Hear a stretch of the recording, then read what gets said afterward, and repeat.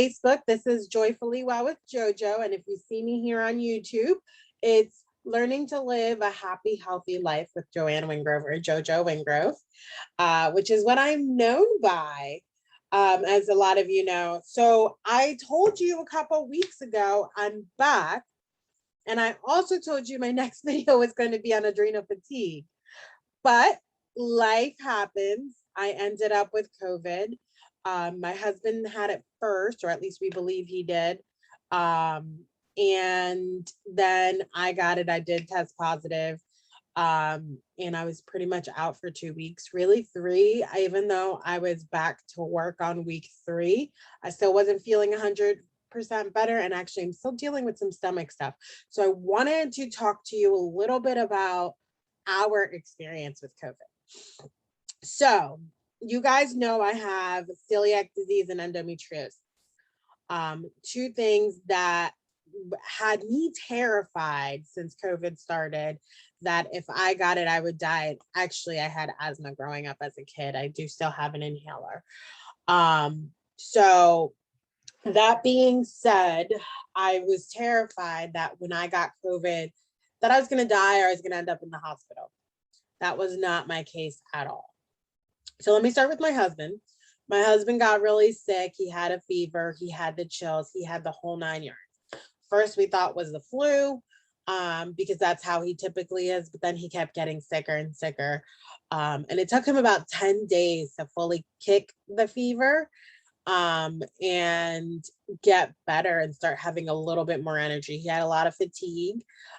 His stomach was fine. Like he could eat, versus me, I couldn't eat at all, but I'll tell my story in a second. And so 10 days, he finally kicked it. He started feeling better on, I think it was like the 15th or 16th day, he went back to work.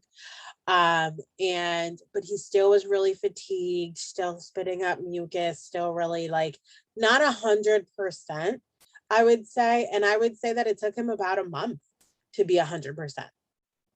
And fast forward to me, 2 weeks, so a week after he got better, 2 weeks later, I ended up with COVID.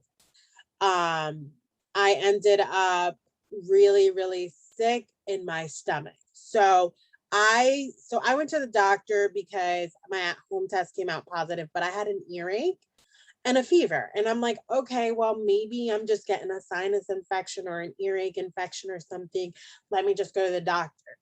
But I went to the doctor, obviously, because my COVID test at home came out positive. When I went to the doctor, obviously my test confirmed that it was positive. Shortly after that, my fever turned into chills. I never got the body aches like my husband did.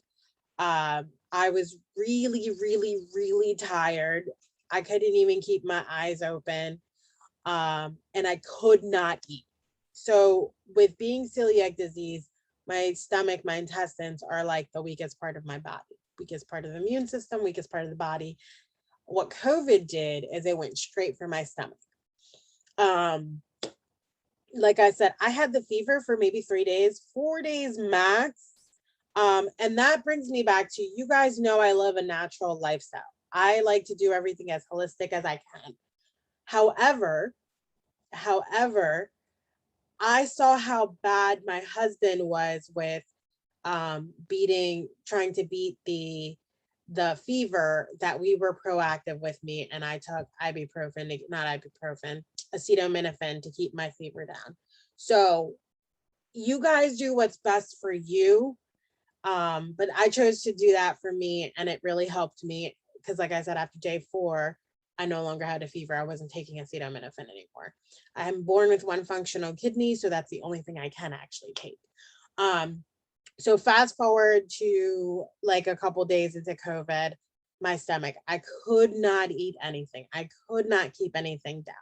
I was always throwing it up, or it was coming out the other end. I was waking up throwing up, guys. Like, this was awful. It was awful. Like, I would never wish that upon anybody, but it didn't feel any different than a stomach bug, I should say. Yes, it was COVID, but I felt like I had a chronic stomach bug that I could just not kick. But that being said, I wanted anti-nausea medicine, but of course I couldn't do that. So I ended up using peppermint oil. Now I did lose my sense of taste and smell. So this was the funny thing. I was like, oh my gosh, like how am I gonna do this? So I put peppermint on me and on my stomach and let the essential oils do the work. I did drink peppermint tea. And I had been praying, I'm like, Lord, please let me smell peppermint so at least I don't have any nausea. And like after a couple of days of praying that I could finally smell peppermint, I was so thankful. So thankful. I can tell you now, it's been about a month later, and I can tell you I still struggle with some of my sense of taste and smell. Most of it is back. I'm still struggling with my stomach. I can eat 1 to 2 meals a day, better than before. I could eat zero. Then it was like I can have a protein drink, and then it was like I can have a protein drink and a meal. So I'm up to 2 meals a day. I can snack. So as long as I have like little bit, I'm okay. Um, so that was like the big thing for me. And like I said, I was very, very fatigued. Even after like getting better, getting back into the routine of things, I've had to take breaks at work to just sit down and like let myself relax because I'm so tired. Even now, like I'm still so tired. And that's okay. What the other things that I can tell you that has helped me through COVID was having my electrolyte drinks. That was big. I'm going to give you guys a confession. I could not take my vitamins while I had COVID. I nagged my husband as to why he wasn't taking his vitamins during COVID. And I understand now. I didn't have the energy to get up and get them. I couldn't keep anything down. So I was not taking my vitamins to spit them back up. I did, however, drink a vitamin C drink, which had 1,200 milligrams of vitamin C, had zinc, A and E, I believe, and a bunch of other fruits in it to help with the antioxidants. So I did take that. That really helped me. The electrolytes really helped me. Like I said, protein drinks helped me eventually. Um, and I'm trying to think of what else. Obviously, my blanket and my pugs. I really rest. Just lots and lots of rest really helped me. Oh, the other thing that helped me, I didn't have much of the chest stuff. I did have like a small cough, and I used my little vapor rub stick, which is just eucalyptus oil with like coconut oil and a bunch of other natural stuff. And I did use Vicks for a little bit too. But what really like helped me, guys, was the rest. Like I said, I didn't have much chest stuff going on. I did end up like one day struggling breathing, so I used my inhaler. Um, but my friend suggested using NAC because that's what helped her. So I tried it out. And guys, can I tell you that I could start breathing again? It felt great. And it's something that I had on hand because my holistic doctor recommended it for endometriosis. So I ended up having it on hand. So I started taking it again. Um, Now, before you take anything, obviously, please talk to your doctor. I am not a doctor. I'm just telling you what my experiences were. But I just took one of those for one a day for a few days, and I could just feel myself opening up. Like I said, I wasn't really dealing with what most people do. And but it was definitely a relief. And I believe personally that it has to do, COVID affects you by blood type. I'm actually O positive. And it's one of the ones that is most resistant to COVID. If you look up articles, I can link one in here, or I can actually send it to you if you want to see it some more. But so it doesn't really affect your respiratory. So I was blessed in that regards. My husband, though, was like coughing like crazy and all of that, and did need an inhaler a lot. So it was a little bit different than mine. Um, like I said, what another thing that just super big for me was getting rest. I slept maybe 19 out of the 24 hours of the day.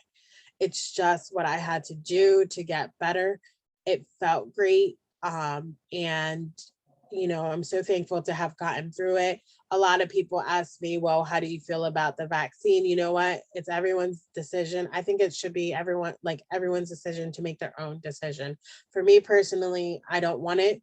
for multiple reasons. But if you feel safe getting it and you feel like that's what's best for you, then you do that. I'm not one to tell you don't do it. I'm not one to tell you to do it either. I think it should be a personal choice. I don't like that some people are being forced. So that's where I stand with that. Um, sorry guys, you can see I have a little leaf, so sometimes like my camera blanks it out. It says fall for Jesus, he never leaves. You know, I'm so ready for fall. I love fall, it's my favorite season. Sorry, just wanted to share that shirt out, pretty cool. The other thing I want to say about COVID, as a female, so if you're a male, you are welcome to leave this video. As a female, it messes with your cycle, your menstrual cycle. I don't know if it's because I have endometriosis or not, but I had it for 2 weeks. 2 weeks, it would not stop. And it was awful, you know, it was a full-blown endo period, guys. Like, it was so painful, so awful. Like, there was nothing I could do to make it better. Um, and then also I had a hormonal migraine, but then also COVID has the migraine. So not sure whether it was hormonal or the COVID migraine. But seeing as it was like towards the end of COVID, I'm going to go with hormonal which I haven't gotten those in a while. I can tell you since changing my diet, my cycles have gotten better. But this last one was rough. And I also got it super early because I had gotten it in September already, and then I had gotten it in the first week of September, and last week is so the first week of September and the last week of September, and it lasted for 2 weeks for me. So I heard that COVID messes with your hormones and your menstrual cycle, but I hadn't met anybody like personally that has experienced it. And in my case, I did experience that. We'll see what my next one looks like. You know, and I do have another friend who got COVID and has endo, and she said it was a really bad cycle for her too. Unfortunately, it's just something as women we have to go through, um, you know, when we have COVID. But some people, you know, I don't personally know, but from what I'm reading, are missing their cycles. So just be aware that if you get COVID, something may happen. You may be regular, but if something's out of the ordinary, don't be too concerned. So that is the end of this video. Next week will be adrenal fatigue. I have so much great information for you on that because I learned a lot from Dr. Mark Hyman. But also, I just want to share with some things that help me with adrenal fatigue and how I battle it. So I'm super excited for next week, and I hope that you guys have a great week, and I'll see you guys soon.